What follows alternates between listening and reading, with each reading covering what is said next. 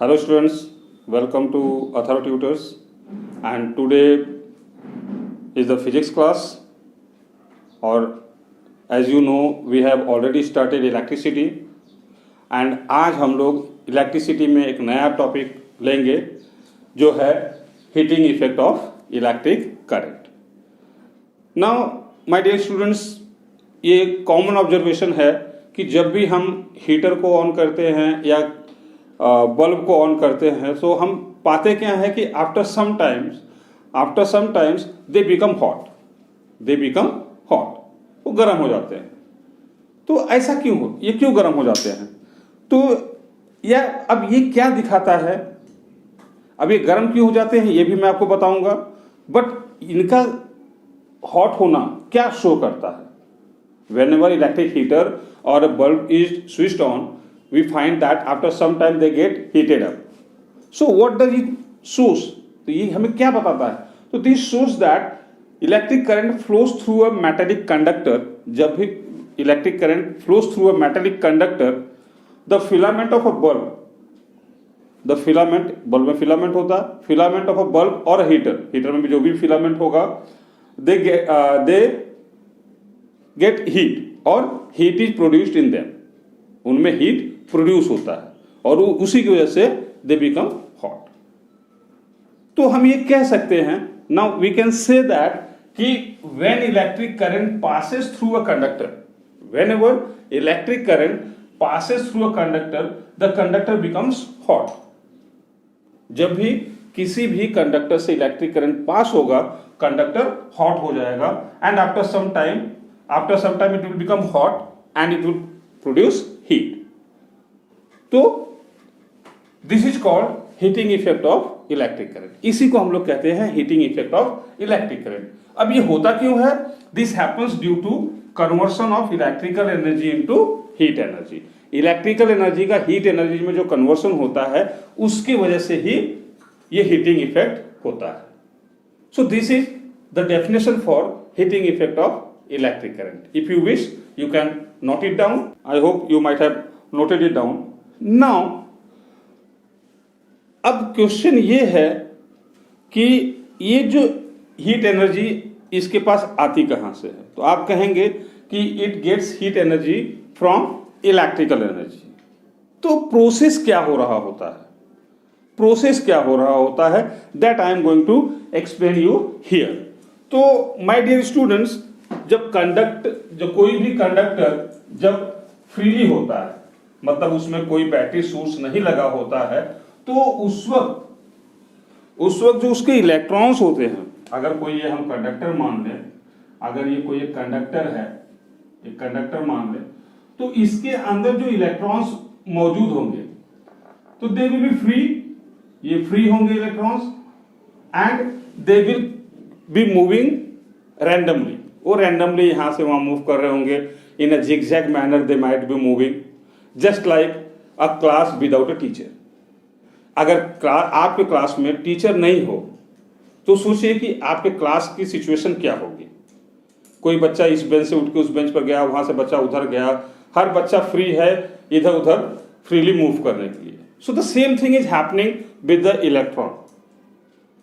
They are free to move in this. Now जैसे ही हम लोग इसको कोई बैटरी सोर्स दे देते हैं, व्हाट हैपेंस इज दैट ये इलेक्ट्रॉन अलाइन देमसेल्फ. जैसे क्लास में टीचर आ गए, आप सभी लोग डिसिप्लिन मैनर में हो गए, तो सेम वे में जैसे ही हम लोग बैटरी सोर्स दे देते इसको, जैसे ही बैटरी लगाते हैं वैसे ही इलेक्ट्रॉन अलाइन कर लेता है और यहां से इलेक्ट्रॉन अब फ्लो होना स्टार्ट होता है. Electron flows from this side and इस तरफ से इस पॉजिटिव, क्योंकि ये पॉजिटिव प्लेट है और ये इसका नेगेटिव प्लेट है, तो electron moves from the negative plate and comes back to the positive plate. अब ये जो इलेक्ट्रॉन है, अब इनके जो फ्री इलेक्ट्रॉन्स है, नाउ सो जैसे ही हम इसको बैटरी सोर्स से लगाते हैं, so that means we are providing energy to it. हम इसको एनर्जी प्रोवाइड कर रहे हैं. जैसे हमने बैटरी सोर्स लगा दिया, यू नो दैट कि इलेक्ट्रिकल सोर्स ऑफ एनर्जी जो होता है, the source of electrical energy is battery और सेल। तो जैसे ही हम बैटरी या सेल लगा देते हैं, that means now we are providing electrical energy to this conductor. तो जैसे ही हम, तो क्या होता है कि जो फ्री इलेक्ट्रॉन्स होते हैं, ये फ्री इलेक्ट्रॉन्स जो होते हैं, they start to drift from negative terminal, negative terminal से ड्रिफ्ट होने लगते हैं, चलने लगते हैं। They start moving from the negative terminal and come to the positive terminal. अब इसके दरमियान क्या होता है? अब इसके दरमियान होता यह है कि जो फ्री इलेक्ट्रॉन्स जब मूव करते हैं तो जो कंडक्टर के एटम्स या आयंस है, जो कंडक्टर के एटम्स या आयंस है, कंडक्टर में ऑफकोर्स आपको एटम्स या आयंस मिलेगा, एटम्स और आयंस मिलेंगे आपको। तो ये फ्री इलेक्ट्रॉन्स इन एटम्स और आयंस से टकराते हैं, they collide, the free electrons collide with the atoms और आयंस ऑफ द कंडक्टर। अब टकराते हैं जब, तो they give energy to them. When they collide, when the free electrons collide with the atoms और ions, they give energy to atoms और ions. अब atoms और आयंस को जैसे ही एनर्जी मिल जाता है, what happens, this atoms and ions start moving vigorously around there mean position. अपने जगह को छोड़ के तो जा नहीं सकते ये लोग। So what they do, they start moving about their mean position, और इस मूवमेंट में दे प्रोड्यूस हीट। जब ये विग्रसली मूव करने लगते हैं, तो during this they produce heat. और हीट क्यों? क्योंकि जो इनका काइनेटिक एनर्जी होता है वो इंक्रीज हो जाता है। Kinetic energy because of the motion. तो पहले मोशन इनका धीरे धीरे रहा होगा, जैसे ही फ्री इलेक्ट्रॉन से इनसे टकराया, एनर्जी दिया, इनको एनर्जी ज्यादा मिल गई, अब ये तेजी से वाइब्रेट करने लगे। तो मतलब इनका जो काइनेटिक एनर्जी है वो इंक्रीज हो गया। तो अगर काइनेटिक एनर्जी इंक्रीज हो गया, तो this means that the total energy increase, जो टोटल एनर्जी था वो इंक्रीज हो गया। And because of this increase in energy, the conductor gets heated up. Conductor क्या होता है? हीटअप हो जाता है। अभी जो एनर्जी है कहीं जाना तो है नहीं, तो it is given to the conductor, so the conductor gets heated up. तो in this way the electrical energy gets converted to heat energy. So I hope you all have understood this. Now I will derive a simple formula for heat produced in a conductor. एक conductor में कितना heat produce होगा, इसके लिए एक simple सा formula मैं derive करता हूं। नाउ यू नो कि जो पोटेंशियल डिफरेंस होता है V को हमने डिफाइन किया था W/Q, the work done in moving a unit positive charge from one point to the another। एक positive charge, unit positive charge को एक पॉइंट से दूसरे पॉइंट तक लाने में जो वर्क करना होता है, वही उसका पोटेंशियल डिफरेंस कहलाता है। सो V इक्वल्स टू W/Q, और you from here you can say जो W होगा ये V इंटू Q होगा। Easily you can say. Now ये W इज द वर्क, और वर्क क्या होता है? एनर्जी है। Work is the energy.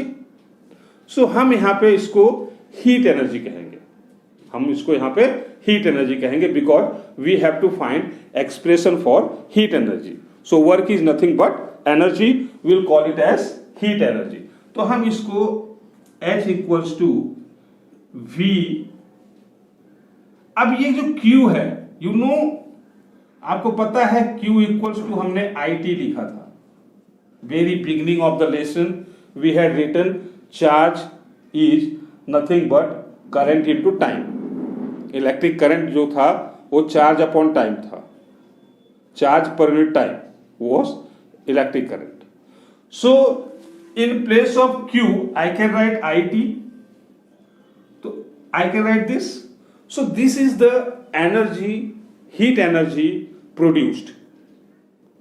Heat energy इतना प्रोड्यूस होगा। और भी आप इसको कर सकते हैं, जैसे V इक्वल्स टू IR होता है, तो IR आप लिख लीजिए, V equals to IR into IT.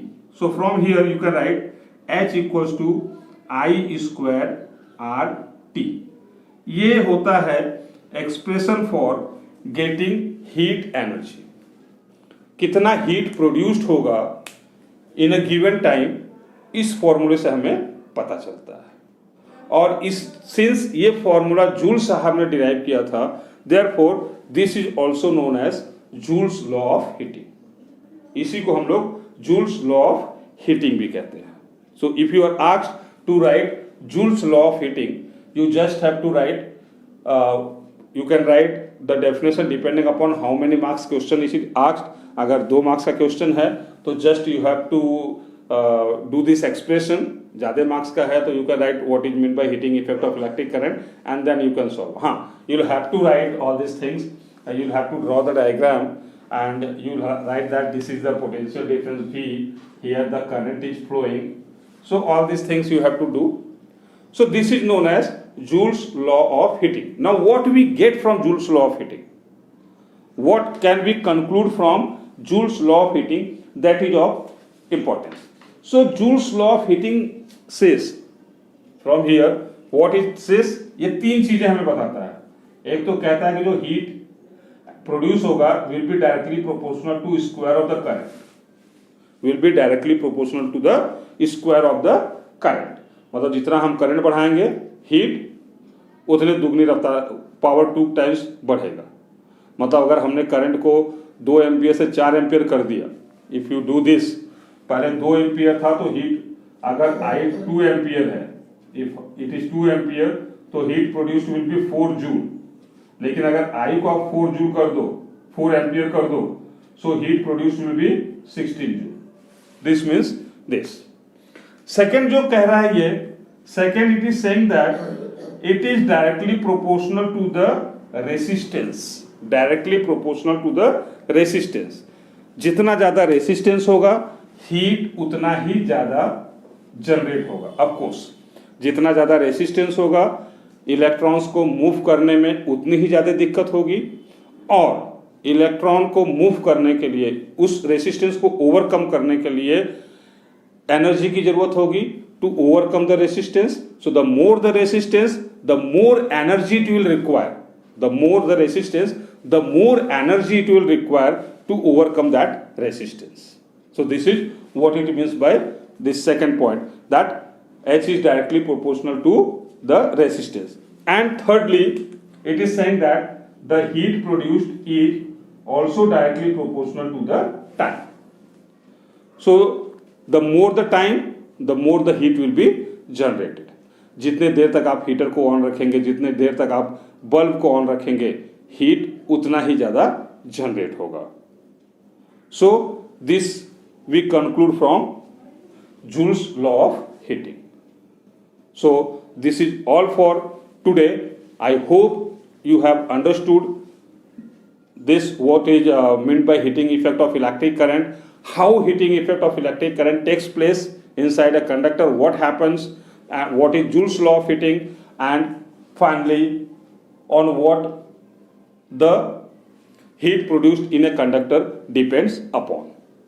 So in my next video I will be dealing with some practical applications of heating effect. heating effect के कुछ practical applications हैं, उसके बारे में हम लोग डील करेंगे। So till then take care and have a nice day.